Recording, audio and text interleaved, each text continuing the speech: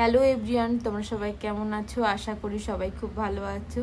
জানো তো, প্রতি সপ্তাহে আমরা মনে করি যে এই সপ্তাহের উইকেন্ডটা হয়তো আমরা খুব রিল্যাক্সভাবে কাটাবো, কিন্তু সেই সপ্তাহে কিছু না কিছু কাজের চাপ পড়ে যায়, সেহেতু আমাদের রেস্ট নেওয়া তেমন হয়ই না, উল্টে কাজের চাপ আরও বেড়ে যায়। সকালবেলা আমি সবার আগে উঠে গেছি, ফ্রেশন আপ হয়ে বাবুকে তোলার চেষ্টা করছিলাম, আর এদিকে সুমনও উঠে গেছে। এমনিতে শনি রবিবার আমরা একটু দেরিতেই উঠি, যেমন 9টা নাগাদ উঠি, কিন্তু এই সপ্তাহে আমরা একটু সকাল সকালই উঠেছিলাম। সুমন তো উঠেই বলছে কাজ টাজ তো হবে ক্ষণে পরে, আগে একটু সুন্দর করে চা বানাও, রিল্যাক্সভাবে আগে চাটা বসে খেয়ে নিই, তারপরে কাজ শুরু করা যাবে।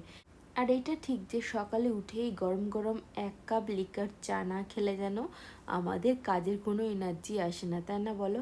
আমাদের মতো নিশ্চয়ই সবারই এটাই হয়।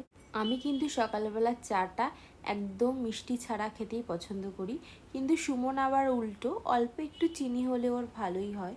তবে আমি চেষ্টা করছি যে সকালবেলা চাটায় যাতে ও চিনি কম খায় সেটারই। একদম চিনি ছাড়া তো ও দিলে একদমই খাবে না, সেক্ষেত্রে আমি ওই গুড়ের গুঁড়োটা ইউজ করি, হালকা মিষ্টি হয় যাতে, সেই কারণে। আর আজকে আমি ঠিক করেছিলাম যে ব্যালকানিতে বসে চাটা একদম রিল্যাক্সভাবে খাবো, সেই মতো 2 কাপ চা নিয়ে চলে গেলাম ব্যালকানিতে। আর জানো তো, এখানে না এখন রোদ্দুরের এত তেজ, সারাক্ষণ লু বইছে।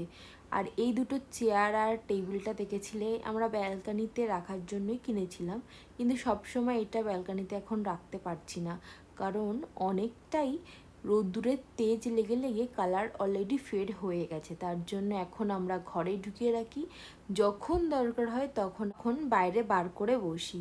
আর বাবুকেও দিয়েছিলাম একটা বিস্কুট, ও একটু একটু খাচ্ছিল।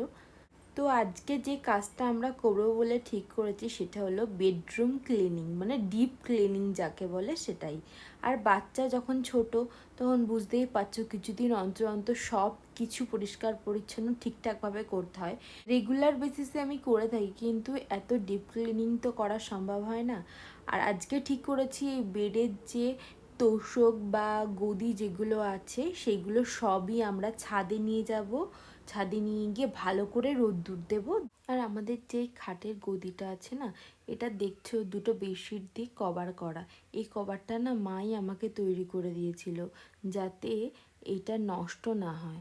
খুব ভারী ছিল জানো তো, যার জন্য একা নিয়ে যাওয়া পসিবল ছিল না, তো আমি আর সুমন দুজন মিলেই ধরে এটাকে ছাদে নিয়ে গেছিলাম। তো চলো ছাদটাও আজকে তোমাদেরকে ঘুরিয়ে দেখাবো যে কেমন।